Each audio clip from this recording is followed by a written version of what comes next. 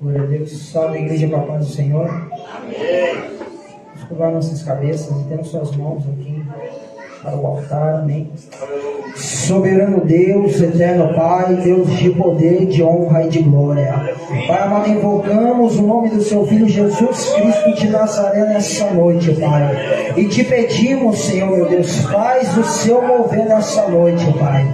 Usa, Pai, o seu servo. Usa o pastor Everton, Pai amado, conforme a sua vontade. Pai amado, que através da boca dele, Senhor, meu Deus, saia, Pai amado, que o seu Espírito Santo tem a nos dizer. E não somente, Pai amado, o que os nossos ouvidos querem ouvir. Pai amado, derruba as barreiras, Pai. Quebra as muralhas. Faz milagres e prodígios para a sua honra e para a sua glória, Jesus. Em nome de Jesus. E todos dizemos amém. Aleluia. Pode se sentar, querido. Saúdo a todos com a paz do Senhor. Motivo de alegria e satisfação podermos estarmos aqui com os irmãos mais uma vez, cooperando. Desde já agradeço ao pastor Judiel, pastora Miriam, por confiar este momento a gente. Não somos nada na face da terra, como diz a Bíblia. Nós somos como os bichinhos de Jacó. Mas pela misericórdia de Deus é que nós estamos aqui nesta noite para louvar e adorar o nome do Senhor. Eu quero reler o versículo tema da campanha e depois vamos estar lendo também um outro capítulo da Bíblia. Então diz assim a palavra do Senhor no livro de Jó, o capítulo de número 42, o verso de número 10. Quando Jó orou por seus amigos, o Senhor Adonai restaurou a sua sorte. Deu a Jó 2 vezes mais o que ele possuía antes. Abra comigo também a palavra do Senhor lá no livro de Lucas, capítulo de número 15.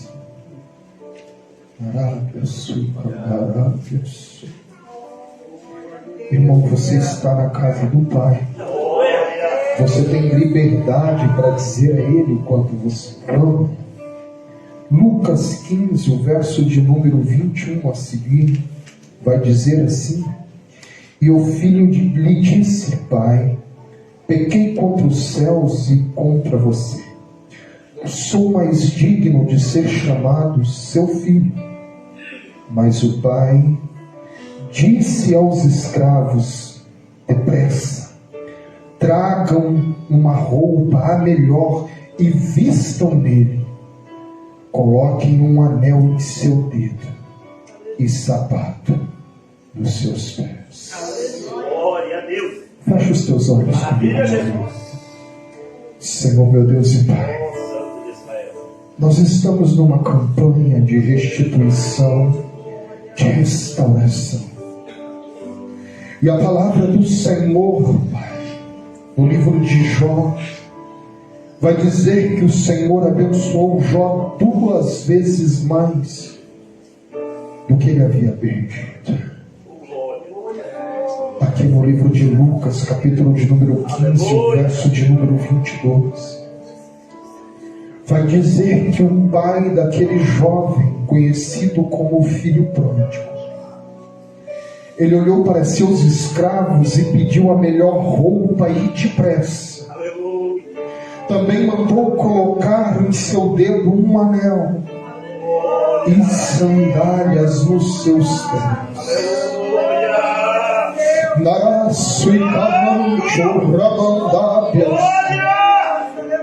E aqueles, ó Deus, que já estão entendendo o mistério do Senhor, eles já estão pegando a palavra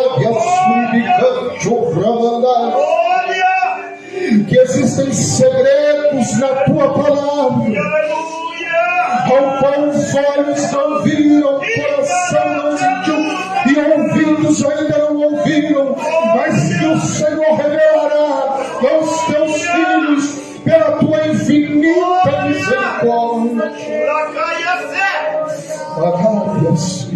Pai,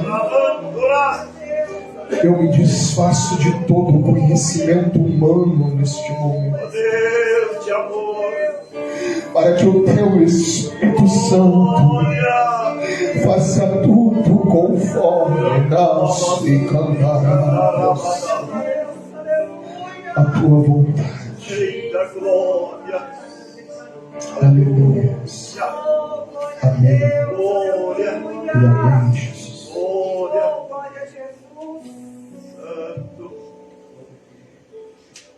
Nós estamos numa campanha de restituição e de restauração. Mas eu queria que você entendesse uma coisa. Quantos aqui já perderam alguma coisa? Aleluia. Quantos estão perdendo alguma coisa? A igreja de Deus está perdendo. Sabe por quê? Porque nesse exato momento tem jovens se suicidando. Porque nesse exato momento tem jovens se drogando. Não só jovens, como pessoas de várias faixas etárias. Neste momento tem pessoas se rendendo à prostituição. Neste momento tem pessoas adulterando, fornicando, tirando vida de outras pessoas. Neste momento tem pessoas dentro de uma penitenciária, dentro de uma clínica de recuperação. E o que eu e você fazemos? A igreja está perdendo. Você sabe por quê? Porque nós estamos dentro do templo, onde a Bíblia chama de casa do pão, onde a Bíblia chama de casa de oração. E isso não é errado, não me entenda mal. Nós estamos dentro do templo, mas o que nos motiva a vir no templo está invertido.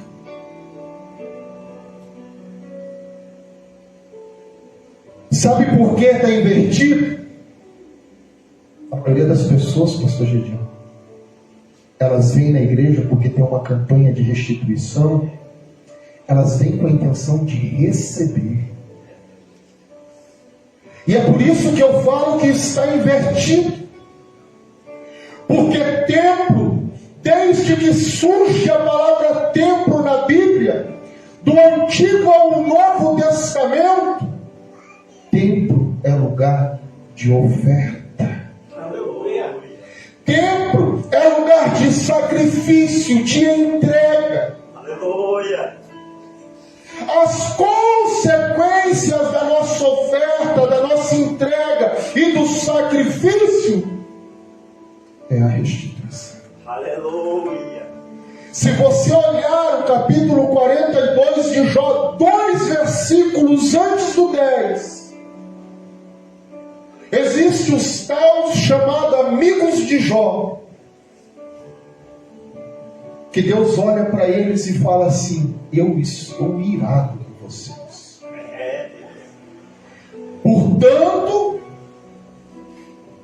peguem 7 novilhos. Novilho significa o quê?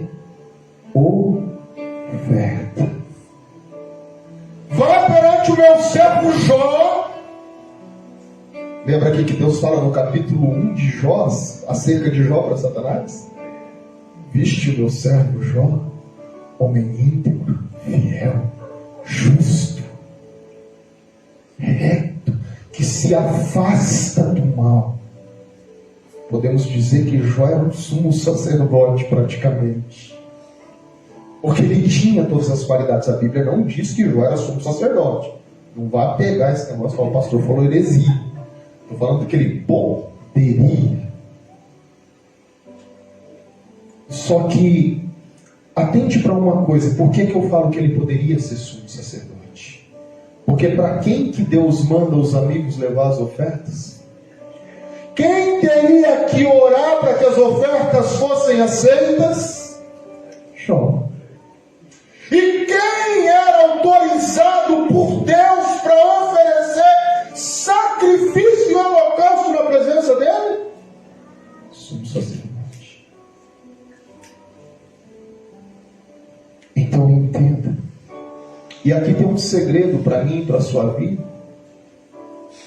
Porque Jó, ele tinha perdido tudo que ele tinha, assim como o filho pródigo lá de Lucas que nós vemos. Jó, ele estava totalmente arrebentado. Mas em todo momento eu falo que Jó, assim como Jacó, ele lutou com Deus. Porque ele chegava na presença de Deus e falava: Deus, aonde que foi que eu errei? Eu sou um homem íntegro. Jó era tão íntegro, ele era tão íntegro, que os filhos dele faziam festa e no outro dia ele ia fazer oferta pelos pecados que os filhos deles poderiam ter cometido. Ele nem sabia se os filhos tinham pecado. Mas quando ele acordava, ele já ia oferecer a Deus sacrifício. Então entenda, querido, para que Deus restitua a minha e a sua vida, necessário é nós entendermos que a sequência da restituição, que antecede a restituição, é nós entendermos que nós somos uma oferta para Deus. Aleluia. Enquanto a igreja não entender isso, e quando eu digo igreja, eu digo eu, você, não essas paredes, porque a Bíblia chama isso de templo. Enquanto nós não entendermos que nós somos ofertas no templo do Senhor, Glória. nós vamos estar querendo inverter o que Deus chama de princípio. Deus não muda princípios. Leis mudam, dogmas mudam, mas princípios são imutáveis. Glória a Deus, aleluia. E ainda que na história de Jó, Jó poderia perder a bênção. Poderia ou não poderia? Quem concorda comigo que Jó poderia perder a bênção? Quem concorda? Amém. Sabe por quê? Porque Jó, ele poderia ter guardado o mágoa dos amigos dele. Jó poderia ter guardado o ranço, como se diz hoje em dia, dos amigos dele. E quando Jó percebe que Deus fala para os amigos dele: eu vou matar vocês se Jó não orar por vocês. Irmão, se fosse hoje, tinha muito crente que ia falar assim: que morra.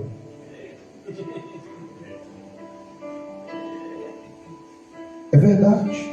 Você sabe por quê? Porque as pessoas que te ferem, você quer que elas morram. Você não profere isso. Mas no fundo, e é por isso que a igreja não vive a plenitude daquilo que a Bíblia fala. Jesus, quando ele vai subir aos céus, ele reúne os seus discípulos. E ele diz: no meu nome curarão enfermos, expulsarão demônios, falarão novas línguas, imporão as mãos sobre os defuntos e estes ressuscitarão. Cadê? Por que a igreja não está vivendo isso? Porque a minha Bíblia diz, e a minha Bíblia é a palavra de Deus, porque assim eu creio, que a glória da segunda casa seria maior do que a da primeira. Mas a segunda casa está sem glória. A segunda casa está sem glória. Porque está querendo inverter a ordem das coisas. Porque não está atentando para os princípios. E Deus, ele não quebra princípios. Enquanto você não se oferta a Deus, Deus não vai fazer nada na sua vida. Aleluia. Não entenda mal, irmão. Santo. Eu só quero que você entenda que a palavra ela é verdadeira. Aleluia. E a Bíblia diz: como é que você pode amar a Deus se você não ama o seu irmão que está do lado? Jesus. Glória a Deus. Aleluia. Jó, Se fosse nos dias de hoje, como eu disse, se fossem muitos crentes por aí, Jó ia olhar assim e falar assim, vocês não estavam falando que eu era pecador? Vocês não estavam falando que eu tinha errado perante Deus? Que era por isso que Deus arrancou tudo que eu tinha, deixou meus filhos morrerem e me colocou uma enfermidade com úlceras, que eu tinha que me coçar com um caco de dedo? Agora vocês aguentem a ira de Deus sobre a vida de vocês, porque muitas vezes as pessoas oram assim: Deus, o Senhor está vendo a situação, o Senhor está vendo aquele irmão se levantar contra mim, toma por afronta a ti. Misericórdia, irmão, você está fazendo papel de feiticeiro. Você está querendo que Deus faça mal ao teu irmão, quando a Bíblia diz que você tem que amar a ele como a si próprio. Jesus. Você já pensou se Deus pega essa sua oração e fala: bom, se você tem que amar ele como a você mesmo, você está desejando isso para ele, eu vou devolver isso para você. E é aqui que eu falo que Jó poderia ter perdido a bênção. Porque se Jó tivesse guardado mágoa e rancor no coração dele, se Jó não tivesse entregado, ele poderia falar: vocês brigaram com Deus, agora vocês se viram. E Deus poderia ter olhado para Jó e falado assim: Jó, eu te defendi perante Satanás. Eu falei que você era um homem reto, que você era um homem justo, que você era um homem íntegro, que você se afastava do mal e você deixou eles morrerem. Quem que ia morrer também? Jó. Até o momento, Jó ainda não tinha sido restituído.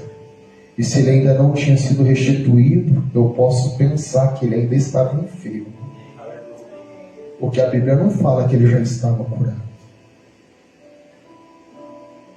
Pastor, e o que tem a ver, Lucas?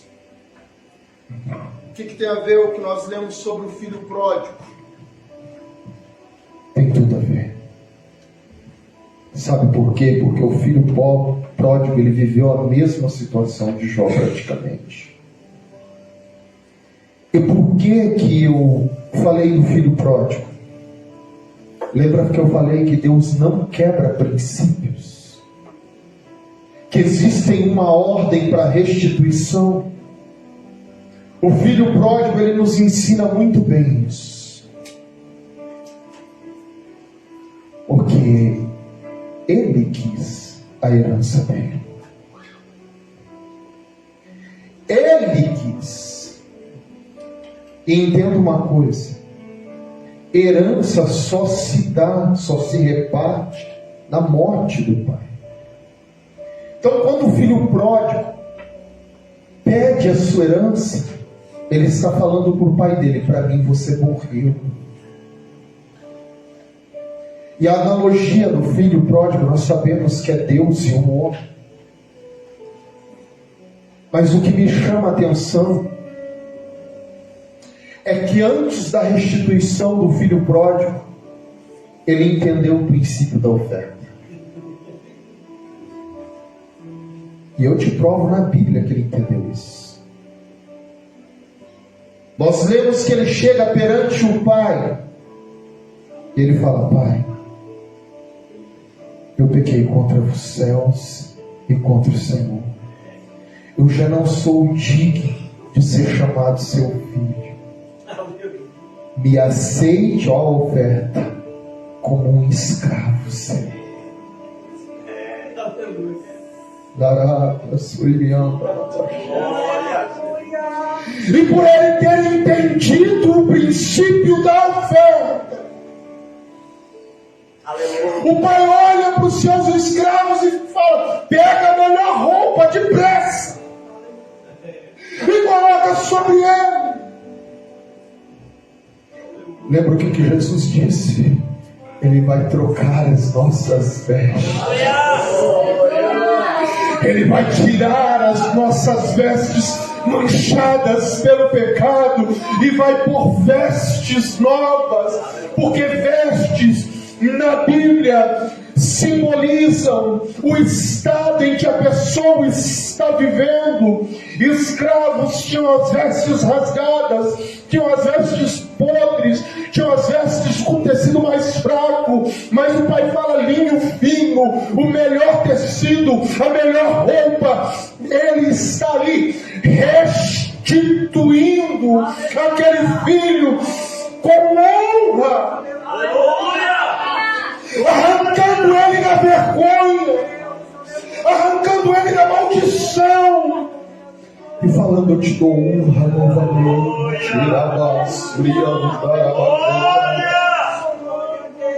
Em seguida, o que eu acho lindo é o Pai falar assim: pega um anel e coloca no dedo dele. Você não entendeu essa questão do anel? Pega um anel e coloca no dedo dele. E para você entender o mistério do anel, eu vou fazer você lembrar de um homem sonhador chamado José. Quando ele chega perante o faraó e ele interpreta o sonho do faraó, a Bíblia diz que o faraó tira o anel do seu dedo, coloca sobre o dedo de José e fala: ninguém levanta o braço, ninguém move a perna, se tu não permitir. Somente no trono eu serei maior que você. Anel significa a restituição da identidade, da autoridade.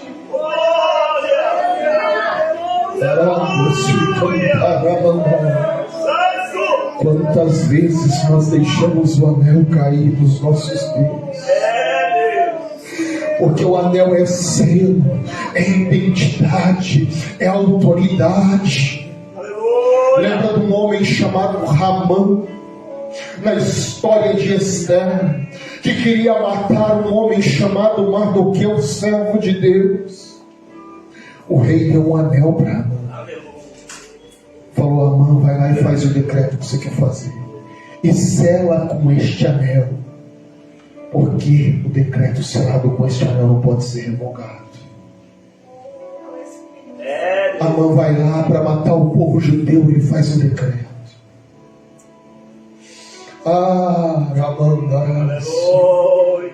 Mas Mardoqueu não deixou barato. Ele entendeu o princípio da oferta. Ele chegou perante Deus e falou: Deus, eu entrego a minha vida a ti e não vou comer enquanto essa situação não se resolver. Aí ele vai e conversa com Esther, e Esther fala: vamos propor jejum, vamos nos oferecer a Deus. O que acontece na história?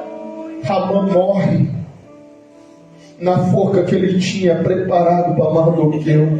O anel que estava na mão de Amã foi para a mão de Mardoqueu. Mardoqueu vai lá, como ele não podia quebrar o decreto que já tinha sido escrito, ele escreve um novo decreto. Aleluia! E o povo de Israel ganha o direito de lutar pela vida, e eles são restituídos, eles vencem os inimigos, e a palavra do Senhor vai dizer que eles tomam despojos, as vilas, os inimigos começaram a ver, eles estavam perdendo, começaram a se unir com eles. Aleluia! E a terceira coisa que o pai coloca no filho pródigo são as sandálias. Aleluia! Irmãos, entenda uma coisa: não era todo mundo que tinha sandália naquela época. Porque as sandálias, nós vamos ver no livro de Efésios, da armadura do Espírito Santo, a sandália, preparação para o Evangelho. Aleluia! Quando o pai mandar colocar uma sandália nos pés do filho, ele está falando assim: eu estou restituindo, eu estou te dando a oportunidade de caminhar novamente do meu lado. Aleluia! Eu estou preparando os teus pés. Glória. E muitas vezes nós temos esta palavra revelada do Senhor nas nossas mãos e queremos andar descalços. Queremos andar sem a nossa capa. Deixamos o anel em casa.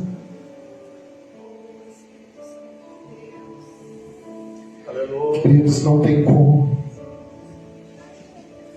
De repente você estava esperando uma palavra de chegar aqui, pular, rodopiar e falar assim, vai ser entregando um monte de profecia, Deus não sabe o que vai acontecer, ainda temos tempo. Mas Deus quer restituir a tua identidade, Ele quer restituir a tua intimidade, Ele quer te colocar roupas novas, Ele quer colocar sandálias novas nos teus pés.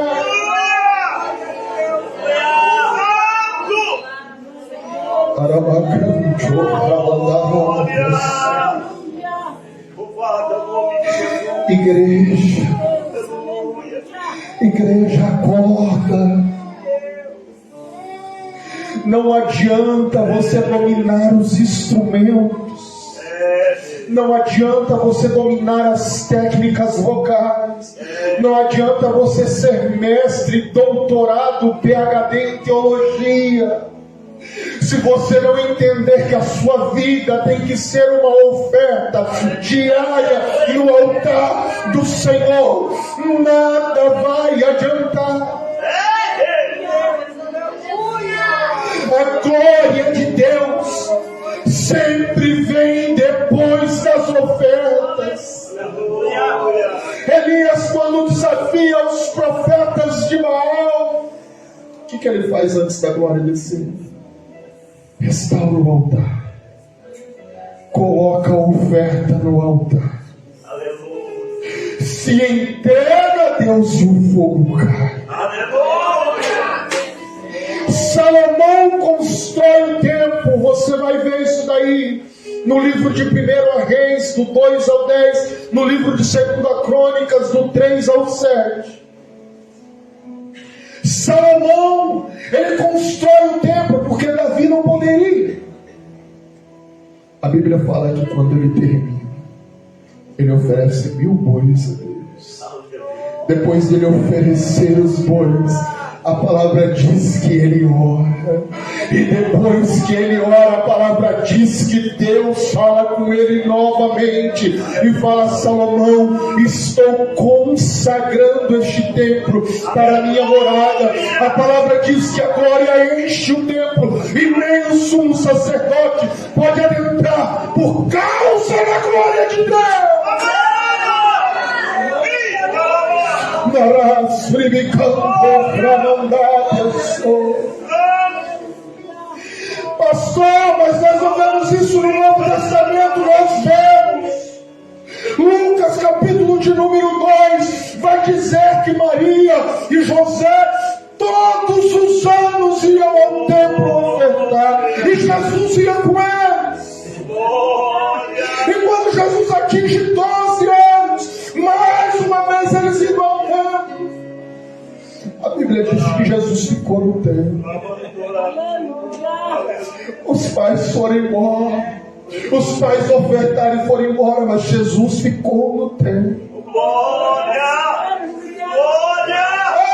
Mas eu não vi mais isso. Viu sim lá no livro de Atos, capítulo de número 2, a partir do verso 4. Jesus dá uma ordem aos discípulos anteriormente: permaneçam em Jerusalém.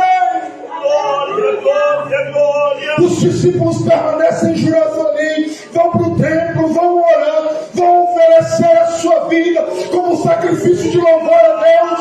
E no capítulo de número 2 de Atos, verso de número 4 a seguir, vai falar que houve um estrondo nos céus.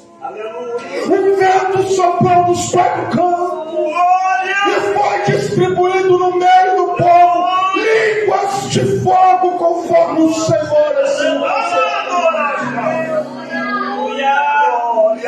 Mas para que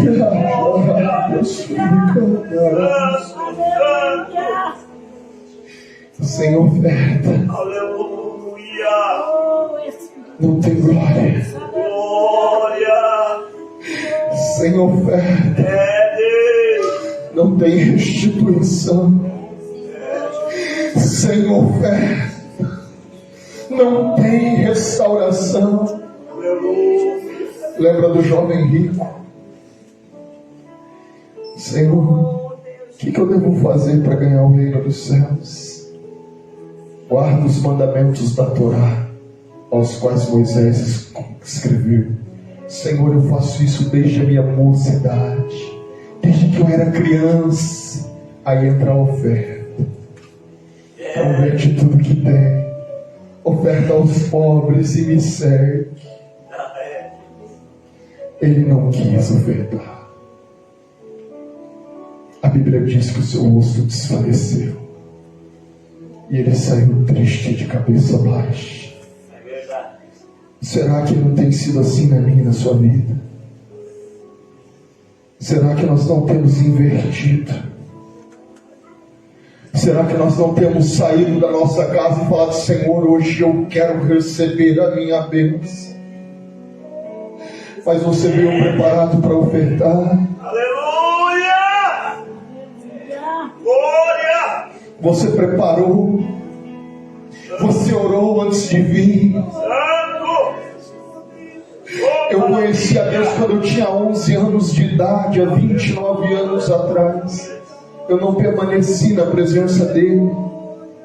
Mas naquela época, pastor nenhum subia no púlpito sem estar de jejum o dia todo. É Deus. Naquela época, a igreja era aberta cerca de 1 hora antes, porque o círculo de oração ficava orando dentro da igreja. Naquela época, as pessoas chegavam e falavam: pastor, eu estou passando por dificuldade. O pastor se ajoelhava com aquele irmão, orava e o milagre acontecia. Aleluia. O que nós estamos fazendo com o Evangelho? Nós estamos vendendo o Evangelho do que eu quero, eu recebo, Deus me dá, Deus vai me encher, Deus vai mudar, Deus vai melhorar a sua condição financeira. Mentira! Eita Deus. Aleluia. Porque o meu Jesus disse que enquanto eu estivesse aqui, eu padeceria aflições e tribulações. Aleluia. Ele disse que eu seria entregue às mãos dos governantes, por amor do nome dele, que pessoas se levantariam para dar mau testemunho da minha vida, que me perseguiriam por amor a ele. É Deus. Mas ele disse que essas pessoas me rejeitam. Ele disse que essas pessoas me acusam. Ele disse que essas pessoas não me aceitam, porque primeiro negaram a ele. É Jesus. Só que ele me conforta, pastor Elcio, porque ele fala assim: tem de bom ânimo, Aleluia. eu venci o mundo. Oh, glória. Ele já venceu. Glória a Deus. E um pouco mais para frente, Paulo vai falar que em Jesus eu sou mais que vencedor. Ele venceu o mundo e nele eu sou mais que vencedor. Quer restituição? Glória. Glória. Glória. Glória. Glória. Quer restituição? Se sacrifique. Tem um monte de gente por aí dizendo que você não precisa mais se consagrar. Você não precisa mais orar. Pode permanecer no pecado que você vai estar salvo. Meu Deus. Estamos torcendo a graça. A Bíblia diz que sem santidade ninguém verá a Deus. É Jesus. E para ter santidade, nós temos que deixar os nossos pecados de lado. É Jesus. Nós temos que entregar a nossa vida como oferta de louvor. Glória. Quando você chega na presença do Senhor, que você não devia sair, mas para muitos chegar na presença do Senhor é vir na igreja. É Jesus. Mas quando você chega na presença do Senhor, o que Deus está vendo? O que Deus está vendo? Coloque-se de pé, queridos. Aleluia. Eu quero orar com você. Aleluia. Outro dia eu fui numa igreja. Nós fomos visitar uma igreja. Irmãos, quando nós chegamos, o culto já estava próximo de começar. As pessoas estavam discutindo futebol na cadeira da frente. Depois aquelas mesmas pessoas subiram para louvar. Eu nunca me senti tão oprimido num lugar como eu me senti naquele lugar. Eu estou falando de batalha espiritual. As pessoas estão chegando vazias, sem oferta na presença do Senhor, e querem que Deus se mova. Deus não se move. Aí as outras pessoas que deveriam ser impactadas pelo mover de Deus, eu falo, aquela igreja ali é uma igreja fria. Sabe por que existe igreja fria? Porque existe eu e você que não nos ofertamos a Deus.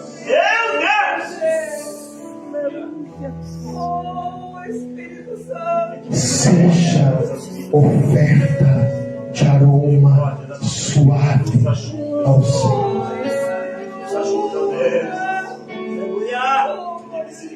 Querida, Deus quer ter intimidade com você.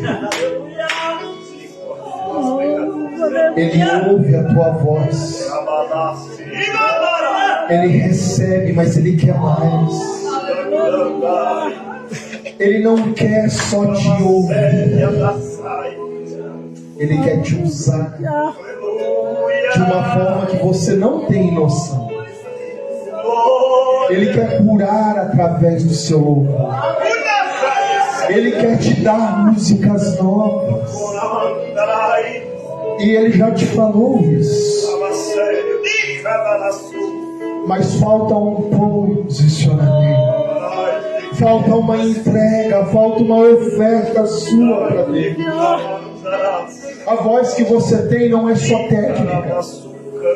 É dom de Deus para a sua vida. Não perca isso. Entre na essência. Entre no santo dos santos. Porque lá o Senhor vai te esconder na fumaça dele. Amor, ora por ela.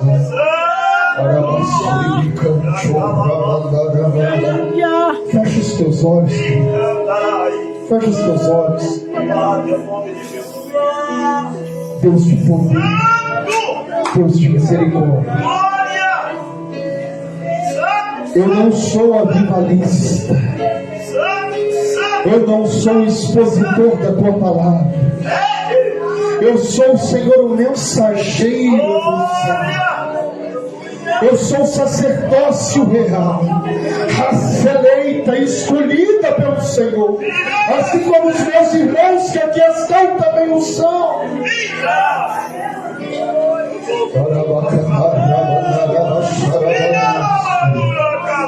Pai, em nome de Jesus.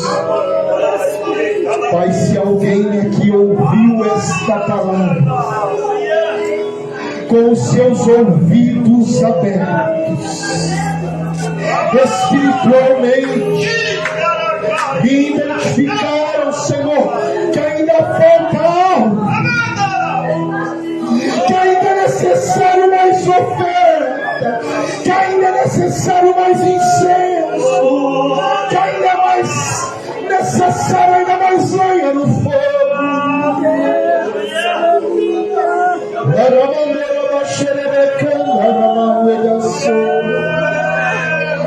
Espírito Santo de Deus,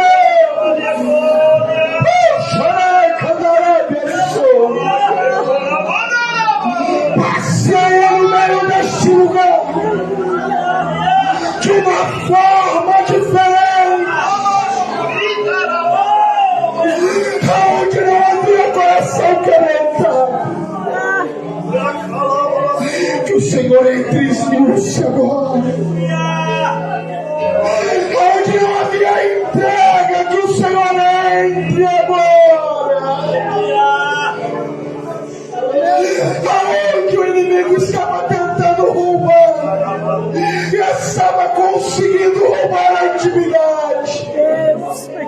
Entra agora, Espírito Santo. Entra agora, Espírito Santo. Entra agora, Espírito Santo. Começa a renovar os corações. Começa a restituir a identidade. Coloca novas sandálias, um novo anel.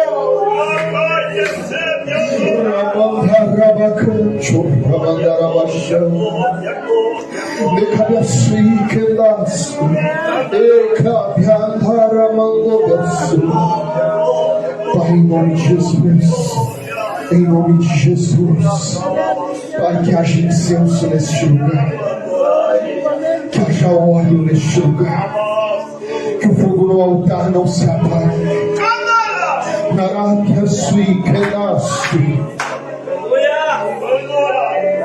Comece, Senhor, no altar. Começa no altar. Porque é do altar que a fumaça vai se espalhar para o templo. Começa no altar, porque é do altar que a fumaça vai se espalhar para o templo. Começa, Senhor, no altar, que cada pessoa aqui seja um incensário, que cada pessoa aqui seja um incensário. Pai, e que na tua igreja,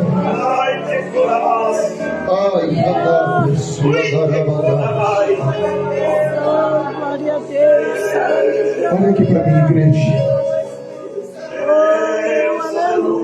Eu prometo que eu já vou entregar.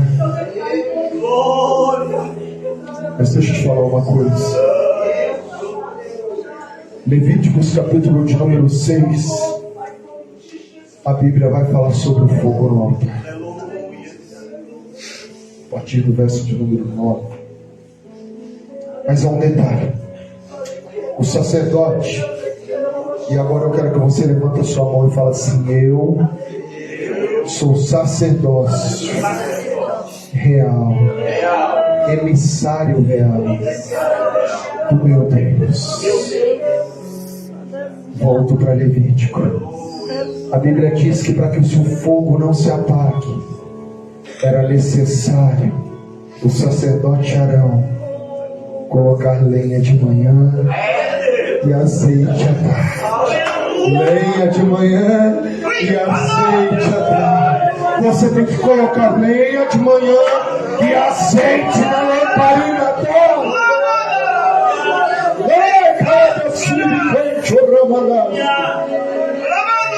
Você quer que a sua vida mude? Quer mesmo, de verdade? Porque Deus já vem te perguntando já faz tempo. E às vezes você olha para Deus e fala: Deus, minha vida nada acontece, porque ainda não tem incenso. Está precisando de incenso. Você sabe quando aquelas situações que você apresentou para Deus vão mudar?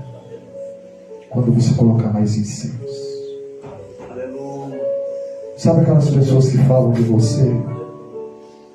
Sabe? Eu sei que você sabe. Sabe aquelas pessoas? Elas não estão vendo o incenso.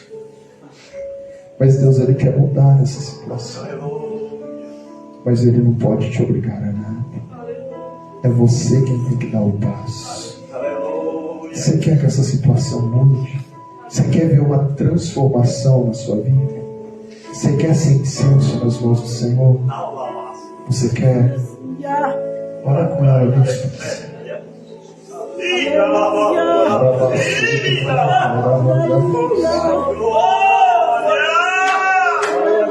Você pode não estar entendendo,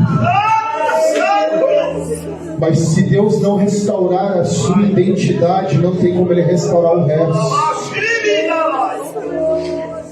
Porque só vai para o céu quem é filho. Só vai herdar a promessa quem é filho. Ou você é filho, ou você não é. Ou você é velha, ou você é pote. E o Apocalipse diz que os potes vão se separar.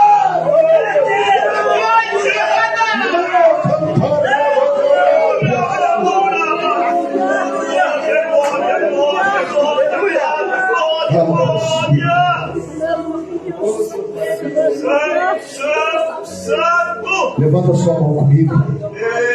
Eu vou entregar para o horário. Já passou do meu horário. Mas levante a sua mão comigo. E repete comigo assim. É uma oração simples, mas eu quero que você repete comigo. Fala: Senhor Jesus, me ensina a ser lenha no altar. Espírito Santo, que o teu óleo nunca falte na minha vida, como faltou na vida das 5 viúvas que não foram prudentes, das 5 noivas, né? Senhor meu Deus, eu quero queimar todos os dias na tua presença. Então, quando eu estiver fraco, cumpra a tua palavra, que você fortalece os meus braços cansados e as minhas pernas tremendo. Me dá visão de águia.